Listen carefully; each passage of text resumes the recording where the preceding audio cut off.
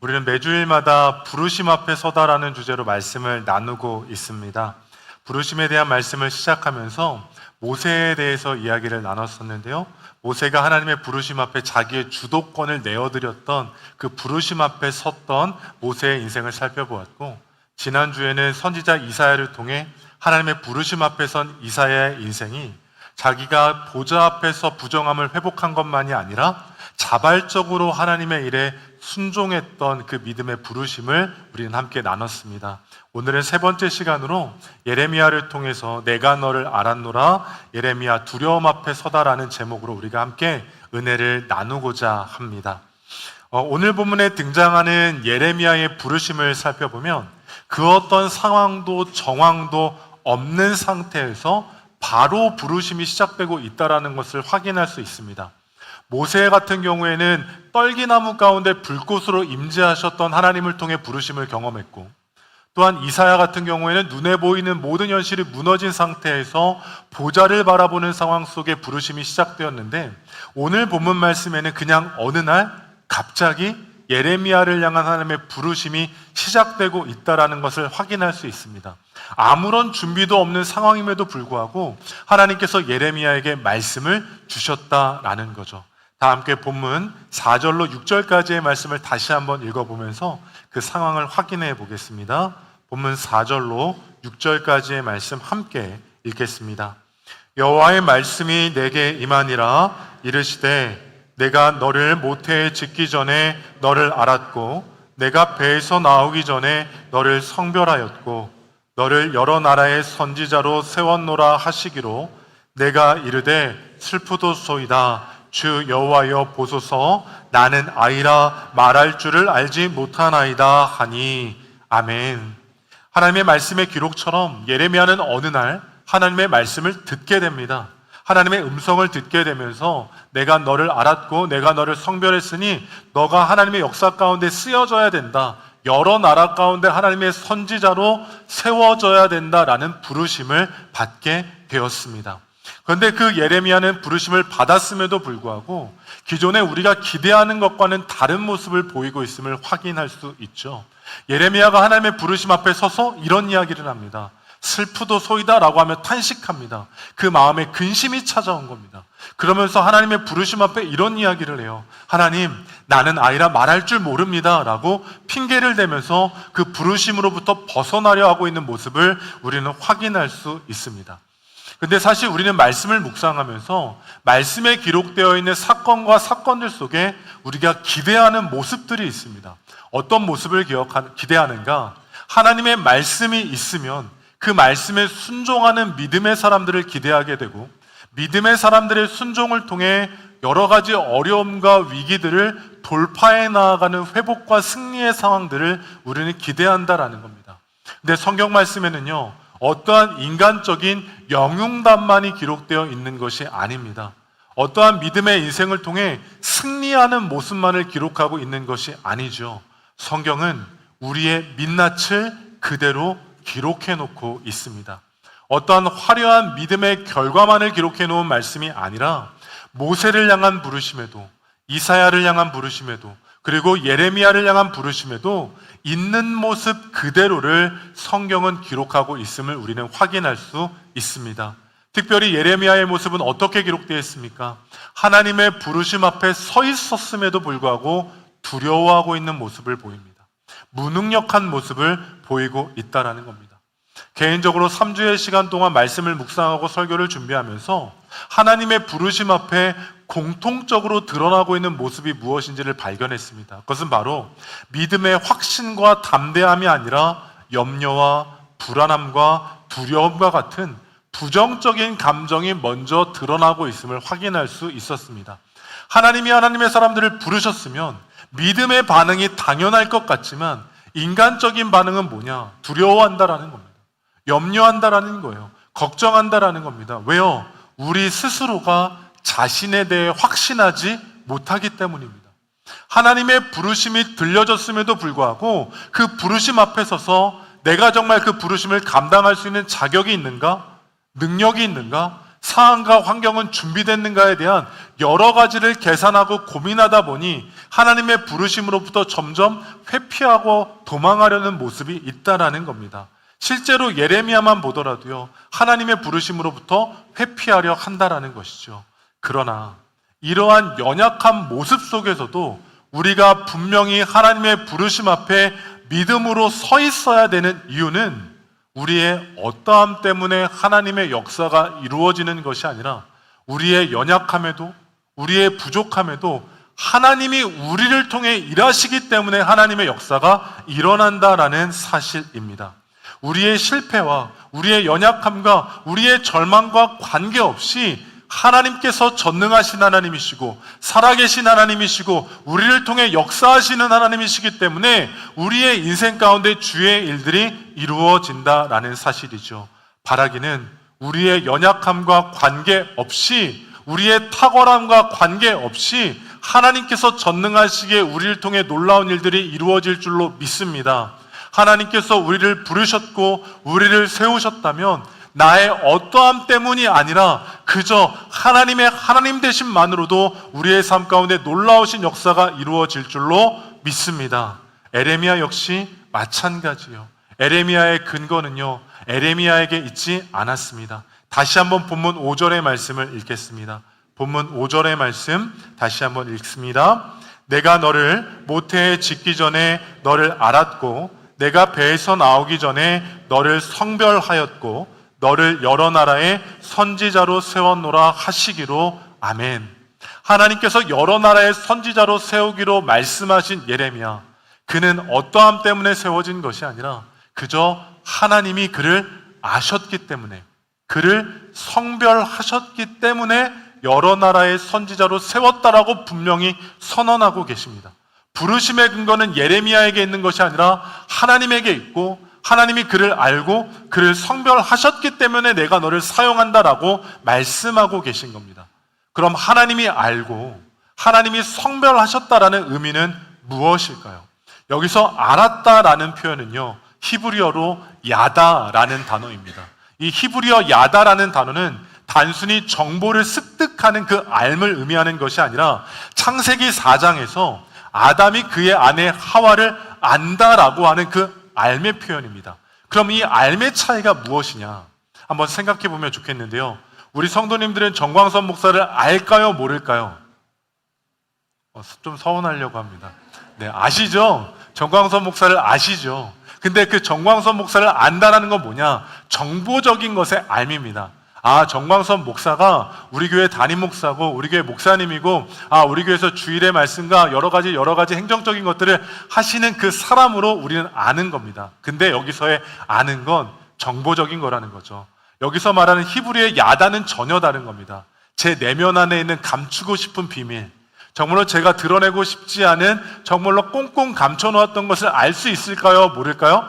알 수 없는 거죠. 그러나 하나님이 여기서 야다, 안다라는 건 그 내면에 감추어져 있는 모든 것까지 안다라는 겁니다. 무엇을 기초로요? 관계를 기초로. 아담과 하와의 관계 속에 친밀함으로 아셨던 것처럼 하나님께서 예레미야의 모든 것들, 속속들이 감추어져 있었던 모든 것들을 아신다고 말씀하시는 겁니다. 그러면서 이렇게 말씀하세요. 내가 너를 성별하였고, 성별하였다라는 것은 히브리어로 카다시입니다. 카다시는 거룩하게 구별했다, 따로 떼어 놓았다라는 의미를 담고 있습니다. 이 말은 뭐냐? 하나님께서 영광 받으시는 성막의 기구들은요, 따로 구별되어져 있는 겁니다. 성막의 기구들은 어느 곳 가운데 쓰다가 그저 가져와서 예배드리는 것이 아니라 하나님을 예배하기 위해서만 따로 떼어놓은 겁니다. 성별하였다는 건 제사장들과 같이 하나님을 예배하는 사람들을 따로 떼어놓다, 카다시라는 것은 구별해 놓았다라는 거죠. 이것을 연결해 보면 이런 의미입니다.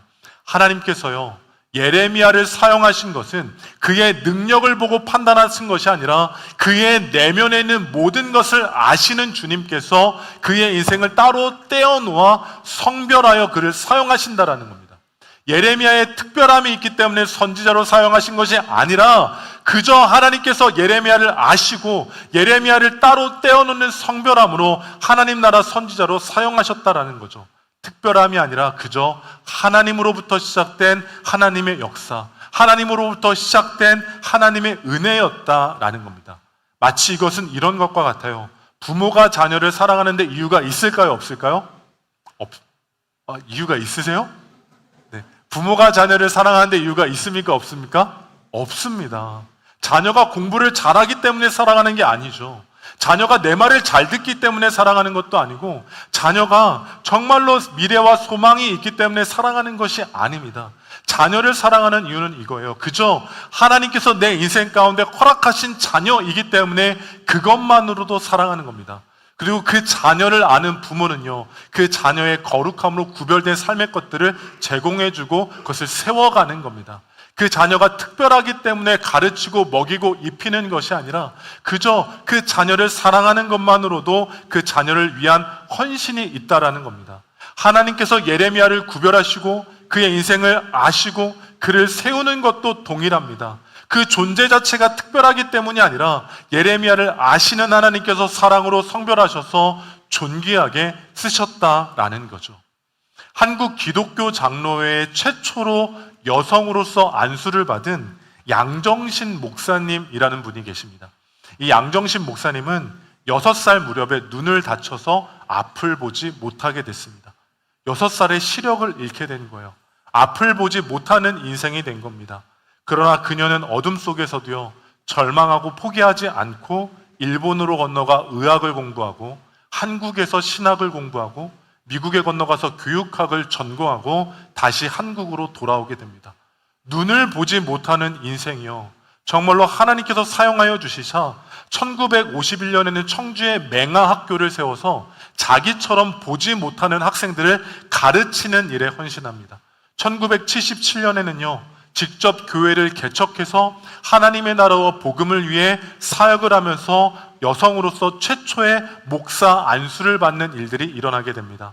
사람들은 그녀에 대해서요, 이 목사님에 대해서요, 한국의 헬런 켈러라고 이야기하며 선한 영향력을 존경하게 되는 일들이 이루어졌던 거죠. 세상적으로 생각해 볼까요? 6살 때 시력을 잃은 그녀를 향해 사람들은 이야기했을 겁니다. 저 인생 어떻게 하지? 무엇으로 먹고 살까? 어떤 일을 하며 먹고 살까? 걱정했겠죠. 그 인생은 실패라고 결론 지었을지 모릅니다.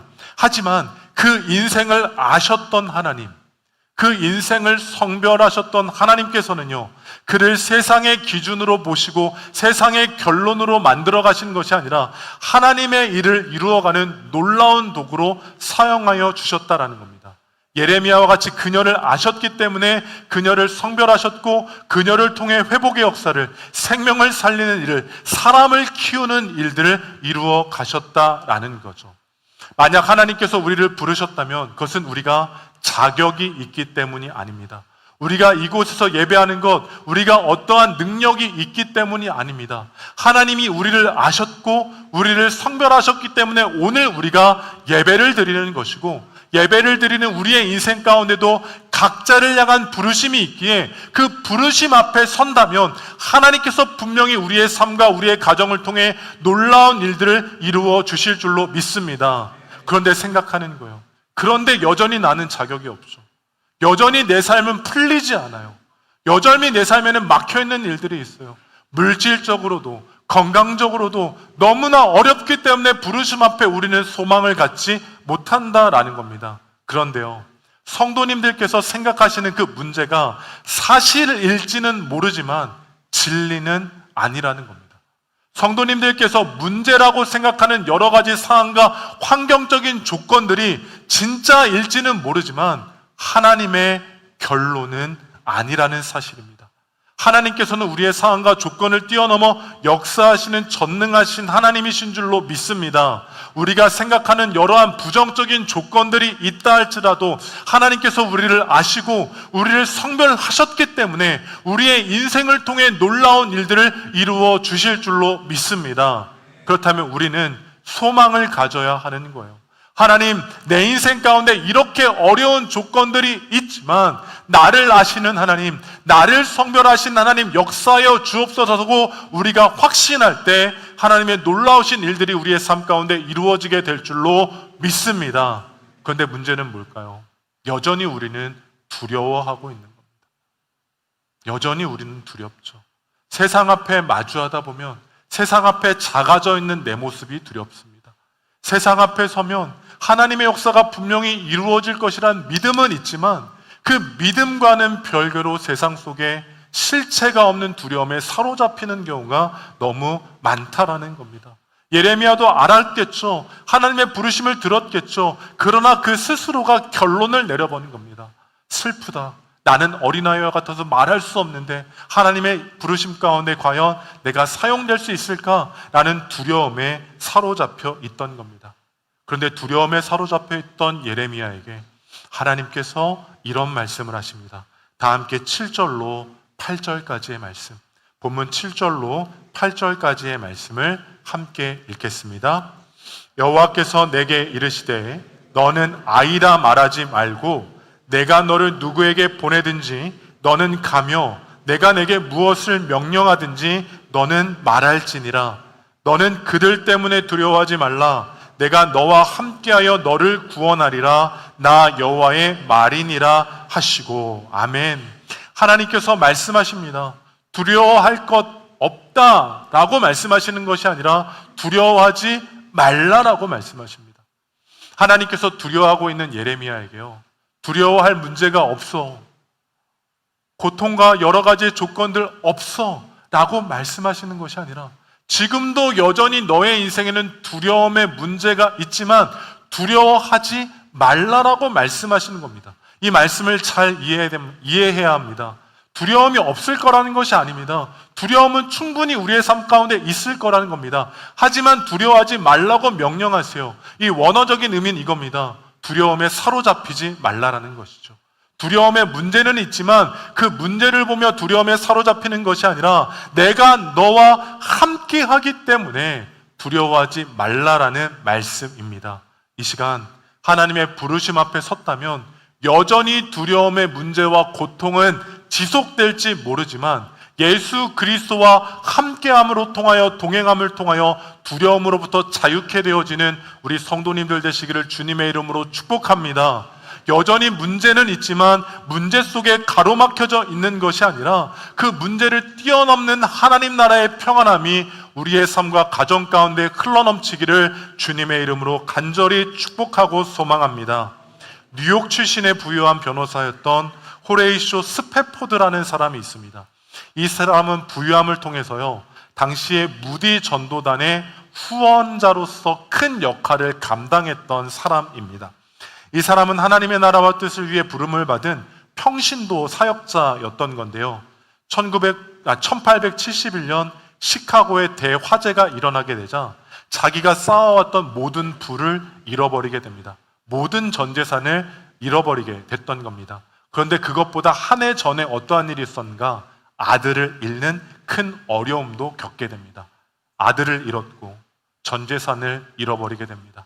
그래서 가족 모두가 상실에 빠지게 되자 이 스패포드는요, 자신의 아내와 4명의 딸을 유럽으로 보내게 됩니다. 회복을 위해서 보내게 됐던 거죠. 그런데 문제는 유럽으로 그 가는 배가 큰 배와 부딪히면서 파손하게 되었고 그 자리에 있던 가족들 가운데 4명의 딸도 잃어버리게 됩니다. 아내 혼자 살아남아 유럽에 머물게 됐던 거예요. 그래서 이 스패포드는요, 아내를 데리러 가기 위해 배를 타고 유럽으로 가는 길 가운데 선장이 자신에게 이런 말을 하는 것을 듣습니다. 스패포드, 이 자리가 어떠한 자리냐? 그 아이들, 4명의 아이들이 파손되어서 죽임을 당한 자리라고 이야기를 합니다. 고통의 자리였죠. 슬픔의 자리였죠. 절망의 자리였던 겁니다.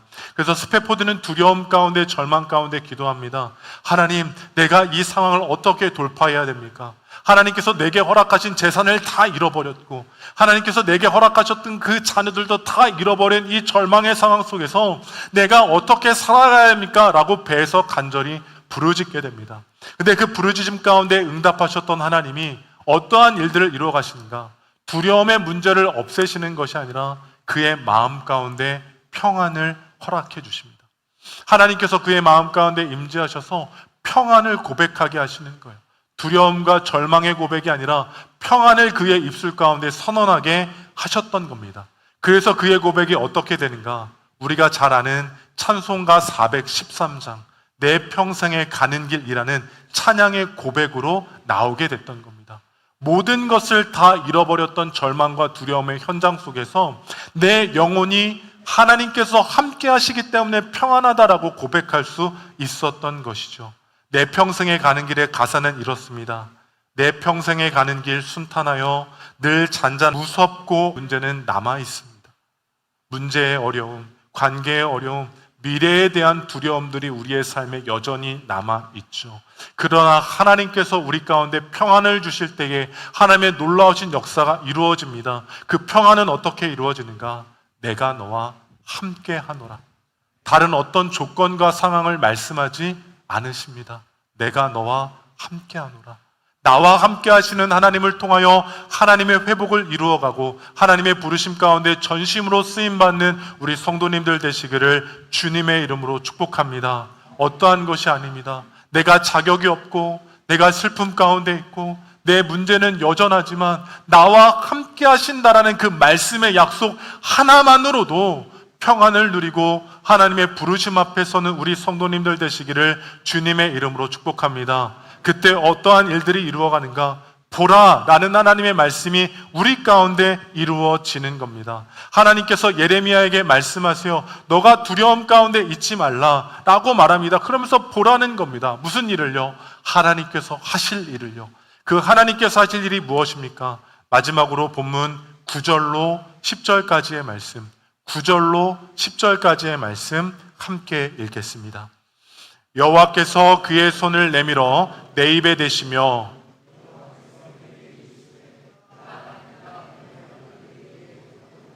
보라, 내가 오늘 너를 여러 나라와 여러 왕국 위에 세워 내가 그것들을 뽑고 파괴하며 파멸하고 넘어뜨리며 건설하고 심게 하였느니라 하시니라. 아멘. 하나님의 이 말씀이 우리의 삶의 실제가 되기를 주님의 이름으로 축복합니다. 하나님께서 두려움 가운데 떨고 있던 예레미야를 향해 선언하십니다. 보라. 무엇을요? 하나님께서 하실 일들을 보라는 겁니다. 내가 내 말씀을 너에게 주었으니 그 말씀을 통하여 하나님께서 하실 일들을 보라는 겁니다. 하나님의 말씀의 실제를 체험하라고 말씀하고 계신 거예요. 그리고 이어지는 10절 말씀에 이런 말씀을 하시죠. 내가 오늘 너를 여러 나라들 가운데 세울 건데 그것들을 뽑고 파괴하고 파멸하고 넘어뜨리고 건설하고 심게 하겠다라고 약속해 주십니다. 근데 이 말씀은요, 각각 이루어지는 것이 아니라 연속적으로 연결되어 있는 말씀입니다. 예를 들어 이런 것과 같아요. 농사를 지을 때요, 수년간 묵혀놨던 땅 가운데 그냥 씨앗을 심고 모종을 심어서 열매를 거두는 일은 없습니다. 수년간 묵혀져 있다면 그 땅을 어떻게 해야 될까요? 경작해야만 합니다. 사용되어지지 않았던 땅은요, 개간해야 되는 그 회복의 일들이 필요해지는 거예요. 그저 머물러 있던 삶에서 시작되는 것이 아니라 경작을 통해 그 땅을 뒤집어 엎고 그 땅을 새롭게 하며 그 땅 가운데 말씀과 씨앗이 심기워져야만 열매가 맺어진다라는 겁니다. 하나님께서 말씀하세요. 여러 나라들 가운데 뽑고 파괴하고 파멸하고 넘어뜨리고 그 위에 하나님의 말씀의 나라를 심을 것이라고 선언하셨습니다. 근데 이 말씀은 여러 나라들을 향한 말씀이기도 하지만 예레미야 한 사람을 위한 말씀이기도 합니다. 예레미야의 말씀 가운데 어떠한 일들이 이루어집니까? 그의 내면에는요, 두려움이 여전히 남아 있습니다. 나는 할 수 없다라는 그 연약함이 여전히 남아있는 거예요. 지금까지 살아오면서 연약하고 부정적으로 채웠던 것을 하나님께서 개간하시고 경작하시며 새롭게 하심을 통하여 하나님의 말씀을 그의 인생 가운데 심으실 때 그를 통하여 하나님의 회복의 역사가 이루어지게 되는 겁니다. 그냥 하나님의 말씀이 이루어지는 게 아니라 하나님의 말씀이 우리 가운데 심기워지기 위해선 우리의 삶이 개간되어지고 회복되어지는 그 변화가 이루어져야 한다라는 것이죠. 오늘 이 시간 우리 안에 뿌리 내려져 있고 묵혀져 있던 것들이 있습니까? 삶의 실패, 반복되는 상처들이 우리 가운데 있습니까? 포기가 익숙하진 않았습니까? 절망이 익숙하진 않았습니까? 안 되는 것이 당연하다라고 여겨지는 않았습니까? 이런 상황, 이런 환경, 어려웠던 것, 불평과 원망들이 너무나도 당연하게 우리의 인생 가운데 힘겨워져 있지는 않았었습니까? 그렇다면 하나님의 역사가 시작되기 위해 하나님께서 우리의 삶의 마음을 개간하시는 겁니다. 우리의 마음의 밭을 뒤집으시는 거예요. 그리고 하나님의 말씀이 우리 가운데 심겨진다면 하나님의 부르심 가운데 하나님의 역사를 이루어 가신다라는 겁니다. 이 시간 우리 안에 쌓아왔던 그 부정적인 감정들, 그 아픔들, 갈등들이 남아있다면 우리를 뒤집어 주시는 그 하나님의 역사 가운데 철저히 순복하며 엎드리고 낮아지는 우리가 되어야 할 줄로 믿습니다. 지금까지 익숙했던 것, 포기가 빠르고 절망이 빠르고 안 되는 것이 당연했던 것이 우리의 인생이 아니라 우리를 뒤집으시는 그 하나님의 역사 가운데 쓰임받기를 원합니다. 또한 하나님께서 이미 뒤집으셔서 새 일들을 이루어 가셨다면, 우리의 삶 가운데 능력 주시고 평안함을 더하여 주셨다면 그 평안함 또한 익숙해져 가는 것이 아니라, 만족함이 익숙해져 가는 것이 아니라 다시 한번 우리의 인생을 개간하며 하나님께서 하실 일들이 무엇인지를 깨달아 알아 하나님의 영광의 역사 가운데 쓰임받는 우리 모두가 되어지기를 주님의 이름으로 축복합니다. 그때 하나님의 부르심 앞에 서는 겁니다. 하나님의 부르심 가운데 쓰임받는 겁니다. 우리의 마음 가운데 익숙했던 것 다 내려놓고 회복시키시는 하나님의 은혜 가운데 사용되어져야만 합니다. 감사가 익숙해져도 안 됩니다. 만족이 익숙해져도 안 됩니다. 우리의 가정과 일터의 평안함 또한 익숙해져서는 안 됩니다.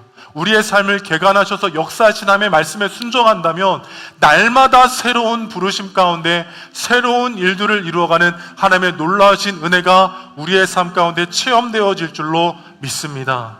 이제 말씀을 정리합니다. 하나님의 부르심은요, 준비되었기 때문에 시작되는 것이 아니라 이미 나를 아시고 나를 성별하신 하나님으로부터 시작되어지는 겁니다.